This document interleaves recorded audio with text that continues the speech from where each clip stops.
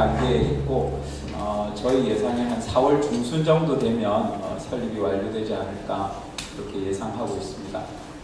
그래서 앞으로 설립이 되면 또 저희 하는 일 잘 지켜봐 주시고 또 많은 지도해 주시면 좋겠습니다. 그 제목으로 배정을 받은 게 이 공공기관의 사회적 가치 측정인데 제가 뭐 SK 기업 안에서 한 일이라고는 이제 사회적 기업 측정하는 일 보고 하는데 무슨 공공기관의 사회적 가치 측정을 알겠습니까? 그래서 오늘 제가 좀 드릴 말씀은 그동안 저희가 해왔던 데서 과연 저희는 무엇을 배웠는지 그리고 이걸 바탕으로 해서 혹시나 여기 계신 분들한테 조금 도움이 될 만한 내용은 없을지 그런 부분으로 좀 설명을 드리겠습니다. 저희는 사회 성과 인센티브라는 프로젝트를 한 3년 정도 운영을 했었습니다. 이 사회 성과 인센티브는 사회적 기업을 대상으로 하는 금전적인 인센티브입니다. 사회적 기업이라는 것은 뭐 이제 사회적인 것과 또 사회적인 그 목표를 이루는 그런 활동을 하면서 또 돈도 버는 것이기 때문에 어떻게 보면은 정부 조직보다 좀 더 효율적일 수 있고 그리고 또 NPO보다는 좀 더 지속 가능할 수가 있습니다. 근데 여기 계신 분들도 뭐 많이 아시겠지만 현실에 있는 사회적 기업이 참 많이 어렵습니다. 규모도 작고 또 판로도 마땅치가 않고 그래서 이 내실이 어렵다 보니까 그 많은 사람들이 이 사회적 기업을 창업하는 것을 망설이고 있습니다. 그래서 저희가 생각하기에 사회적 기업이라는 것은 사회적 가치를 내는 곳인데 그 가치에다가 값을 매겨서 금전적으로 보상을 주면 어떨까? 그러면 사회적 기업이 양쪽에서 돈을 벌 수 있는 거죠. 하나는 제품이나 서비스를 팔아서 돈을 벌 수 있고 또 하나는 사회적 가치라는 것을 만들어서 또 돈을 벌 수 있고 그러면 사회적 기업의 지속 가능성이 좀 더 높아지고 많은 사람들이 사회적 기업을 창업하지 않을까 그런 생각을 하게 됐습니다. 그래서 오른쪽에 사회성과 인센티브라는 줄여서 SPC라고 부르는데 이게 또 빵집 이름이고 그래가지고 한글로는 이제 사회성과 인센티브 이렇게 부르고 있습니다. 저희가 생각하는 기대 효과는 이 사회적 기업의 인센티브, 금전적인 인센티브가 들어가면 사회적 기업은 성장의 기회를 갖게 됩니다. 이 인센티브는 저희가 이제 3년 단위로 이렇게 협약을 맺어서 계속 갱신을 하는데 그렇다면 기업 입장에서는 최소 3년 동안은 현금 흐름이 예상이 됩니다. 그럼 내가 어느 정도까지 성장을 할 수 있다는 그런 예측이 가능하죠. 그걸 바탕으로 해서 기업가가 뭐 성장에 대한 의사결정을 하게 되고 또 사이즈가 커지게 되면 사회적 기업이 또 예를 들어서 점포를 뭐 하나 가지던 사회적 기업이 2개 냈다고 생각해 보세요. 또 3개 냈다고 생각해 보세요. 이게 2개, 3개 낸다고 해서 비용이 2배, 3배로 늘어나진 않습니다. 네. 그만큼 경험들이 쌓이니까 그런 거죠. 네. 그만큼 지속 가능의 여지가 생기는 겁니다. 그러면 사회적 기업의 뭔가 지속 가능성, 성공 가능성이 높아지고 그걸 보고 더 많은 투자나 인재들이 이 영역에 들어오지 않을까. 그래서 사회적 경제, 사회적 기업 생태계가 커지지 않을까 하는 게 저희의 생각입니다. 그래서 2015년에 처음 이 사회성과 인센티브라는 걸 론칭을 했고 첫 해에 44개 기업들을 뽑아서 1년 동안 성과 측정을 해서 2016년에 인센티브를 지급했습니다. 그 다음에 이제 17년에 두 번째 인센티브를 지급했고 그리고 올해 이제 세 번째 인센티브를 지급할 예정입니다. 본행사는 4월 19일 날 연세대학교에서 있을 예정입니다. 많이 좀 와주시면 감사하겠고요. 시간은 12시부터 시작을 합니다. 조그만 방에서 행사들이 나눠져 하고 있는데 그게 또 이제 중앙 무대에 생중계도 되니까 맛있는 것도 좀 드시면서 구경하시면 좋을 것 같습니다. 저희가 이제 4년차, 3년을 딱 끝내고 이제 4년차로 넘어오면서 몇 가지 교훈이 있습니다. 한 사회적 기업들 지금 130개가 들어와 있고 올해 이제 더 많은 기업들이 이제 들어올 텐데 이 기업의 성과를 측정해서 인센티브를 주다 보니까 정말 측정이라는 게 중요하더라. 어렵고 중요하더라. 근데 그 측정을 하기 위해서는 아래쪽에 있는 합의라는 게 정말 중요하더라. 이 두 가지의 깨달음이 있었습니다. 그래서 오른쪽 편에도 나와 있지만은 어쨌거나 이런 측정 체계를 합의를 통해서 개발을 해 나가는 게 굉장히 중요하다는 것을 알게 되었습니다. 저희 측정 체계는 이 이상한 아이스크림 같은 모양을 한번 생각을 해보면요, 아래쪽에 사각형으로 뭔가 손에 잡히는 것들입니다. 아래 사각형은. 그리고 위에 이렇게 거품 모양은 뭔가 있는 것 같은데 잘 모르겠는 그런 부분입니다. 소위 우리가 말하는 사회가 긍정적으로 변화하는 임팩트 부분이겠죠. 그 부분은 사실 2차, 3차의 간접적인 효과고 측정을 하기도 참 어렵습니다. 저희는 이 손에 잡히는 부분, 특히나 그 중에서도 누구나 좀 인정할 수 있는 부분, 그래 그 정도면 우리가 인정해 줄게 하는 아주 최소 부분을 측정을 하고 있습니다.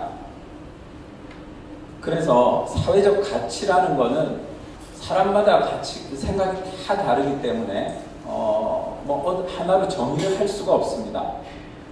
저희가 첫 시작을 어떻게 했냐면 44개 참여 기업들이 합의할 수 있는 뭔가 조작적 정의를 하나 한 겁니다. 보통 논문을 쓰신다 그러면은 용어에 대해서 조작적 정의라는 걸 하지 않습니까? 그것과 마찬가지로 여기 들어와 있는 44개의 사회적 기업들이 우리가 이 안에서 합의할 수 있는 사회적 가치를 사회 성과라고 부르자.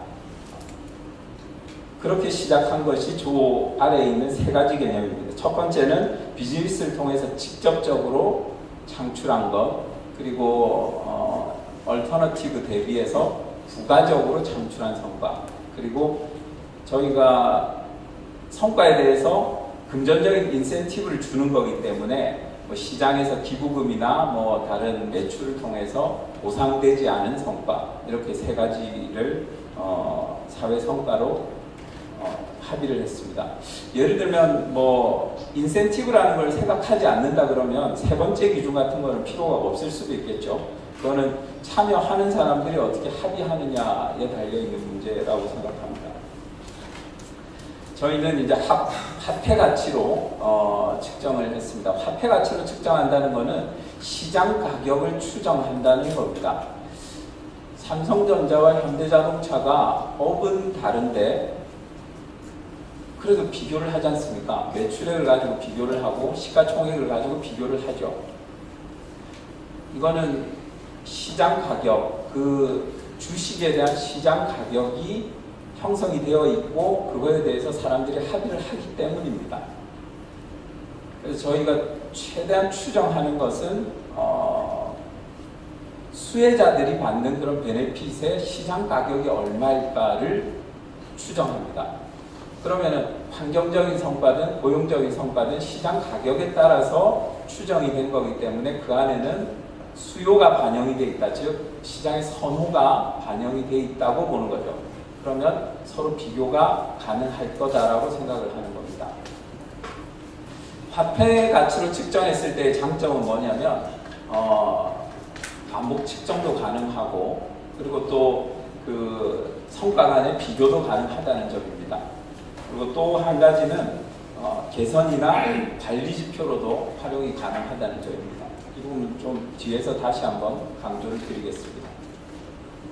저희는 성과 영역을 4가지 영역으로 나눴습니다. 그 미션이 사회적인 거냐 아니면 환경적인 거냐, 그리고 그 미션을 달성하는 방식이 최종 제품이나 서비스를 통한 거냐, 아니면 중간 프로세스를 통한 거냐.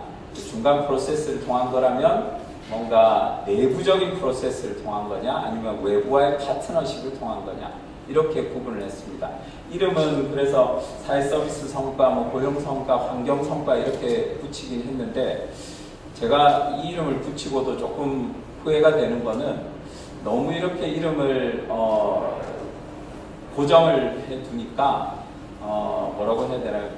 마치 내가 고용 기업인가, 혹은 내가 환경 기업인가, 약간 그런 그 일종의 앵커링 효과라고 해야 되나요? 그런 효과가 있는 것 같습니다. 그래서 그런 용어보다는 저 유형을 어떻게 분류했는지 그런 부분에 좀 신경을 써주시면 좋겠습니다. 근데 그 유형별로 저희는 표준식이라고 불리는 일종의 그 표준 지표들을 제시를 합니다. 표준식이라고 한다는 것은 상황에 맞게 얼마든지 변형해서 쓸 수 있다는 거죠. 그래서 크게는 한 10가지 정도의 표준식이 있고, 그리고 거기서 변형해서 뭐 한 20개 정도의 이제 변형된 식들이 존재를 합니다. 그 원리들은 대부분이 다 비슷한데, A 빼기 B 이런 형태입니다. 그러니까 서로 비교를 하는 거죠. 앞서 말씀드렸다시피 저희가 인정하는 사회 성과가 얼터너티브 대비해서 부가적인 성과이기 때문에 시장의 기준이 되는 다른 영리 기업들 혹은 다른 플레이어들이 하고 있는 것 대비해서 내가 얼마나 더 하느냐 하는 부분입니다. 그래서 위쪽 편을 보시면은 그 사회적 기업이 좀 더 할인된 가격으로 제품을 제공을 해서 수혜 대상을 좀 더 넓힌 그런 부분입니다. 그러면 시장에서 형성되어 있는 가격 대비해서 제가 그 사회적 기업이 더 할인한 그런 부분이 되겠죠. 아래쪽 부분은 이제 고용 성과인데, 그거는 보통 이 수혜자가 시장에서 받을 수 있는 인건비 대비해서 사회적 기업이 얼마나 더 소득 증진을 해줬느냐 하는 부분입니다.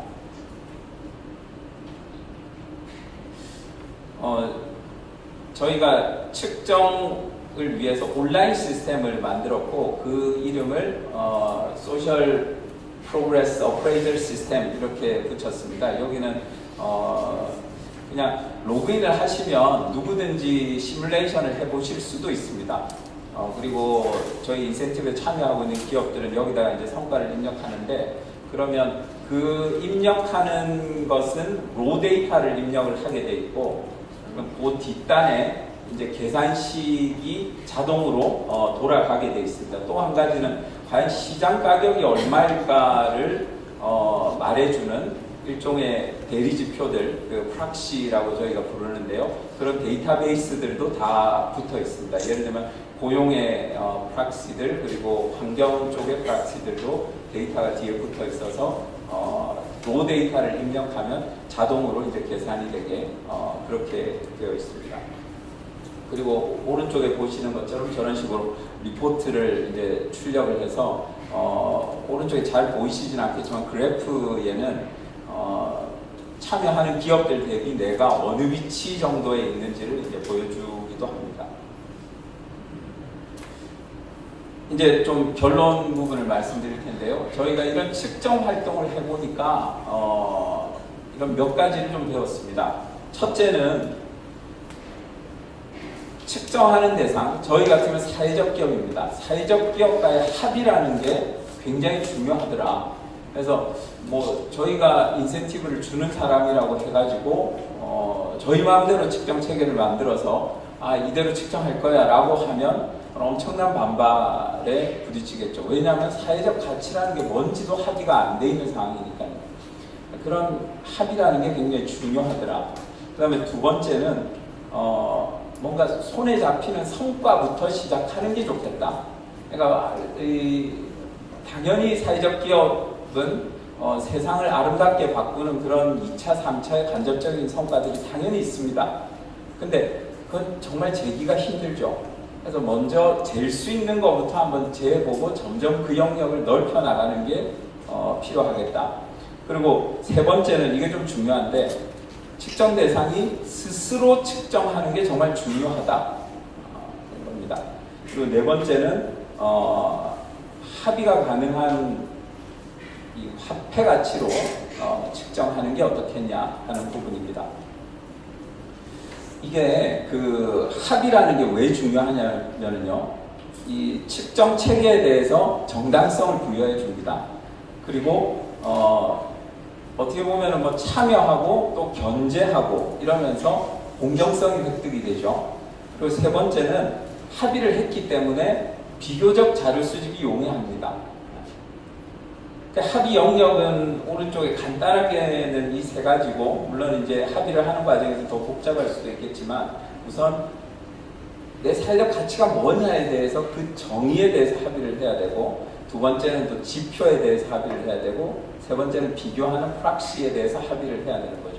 그러니까 이 합의 과정은 정말 그 지리한 과정입니다. 그래서 저희가 44개 기업의 성과를 측정하는 데만 해도 1년 반이 처음에 걸렸습니다.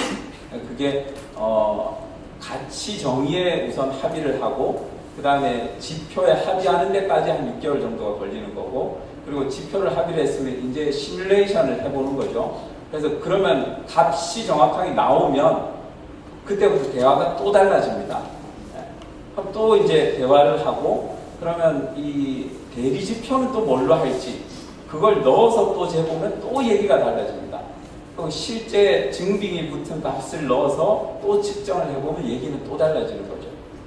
근데 이렇게 44개 기업이 영역별로 다 나눠져 있는데, 이분들이 먼저 합의를 하시니까 뒤따라오는 기업들은 자연스럽게 합의가 됩니다.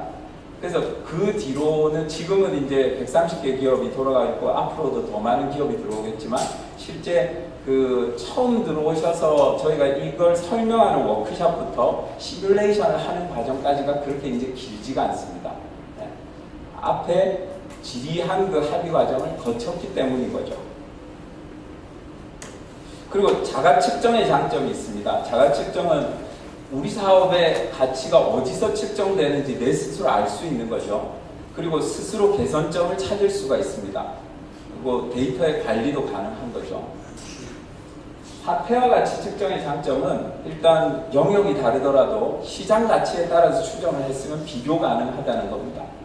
그리고 반복 측정이 가능하고, 측정자, 놈자를 붙였는데요, 누가 측정하든지 간에 시장 가치를 바탕으로 하기 때문에 비슷한 결과가 나옵니다. 근데 만약에 서로 다른 사람이 나는 1점부터 5점까지, 뭐 나도 1점부터 5점까지 이렇게 매겼다고 치면 그거는 사실 신뢰성이 많이 떨어지죠.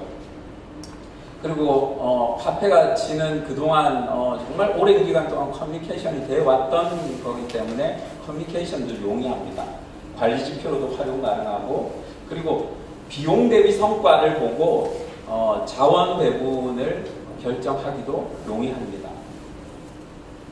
그래서 제가 공공기관의 성과 측정을 어떻게 해야 되는지 뭐 그거는 저도 답이 없는 사람이지만, 저희가 3년 이상 그 사회적 기업들을 대상으로 측정을 해본 경험으로 이렇게 감히 몇 가지 말씀을 드리면, 우선은 개별기관 스스로, 이게 중요합니다. 개별기관 스스로 내 핵심 비즈니스의 성과가 뭘지를 먼저 한번 찾아보는 게 중요할 것 같습니다.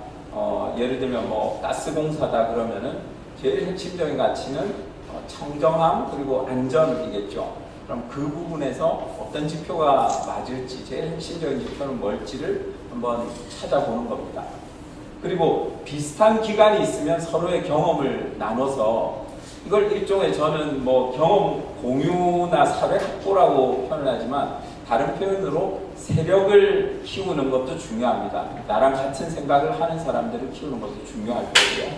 그리고 네 번째는 학계나 뭐 저희 같은 민간이나 또 NPO 영역과의 그런 협업도 중요할 것 같습니다. 그래서 당연히 이제 공공기관 평가 같은 경우는 현실이 교수님들이 붙어서 1점부터 5점까지 매겨주시고, 거기서 뭐 이렇게 점수가 1점이 정말 중요하고 올해 87점, 내년에 88점을 받아야지 하는 게 중요하겠지만, 그래도 지금 시기가 시기인 만큼 한번 스스로 우리가 같이 한번 만들어 보는 게 어떨까, 그런 생각을 하고 있습니다. 뭐 저희 이제 시작하는 재단이라서 많이 부족하지만 필요하신 게 있으면 최선을 다해서 돕겠습니다. 감사합니다.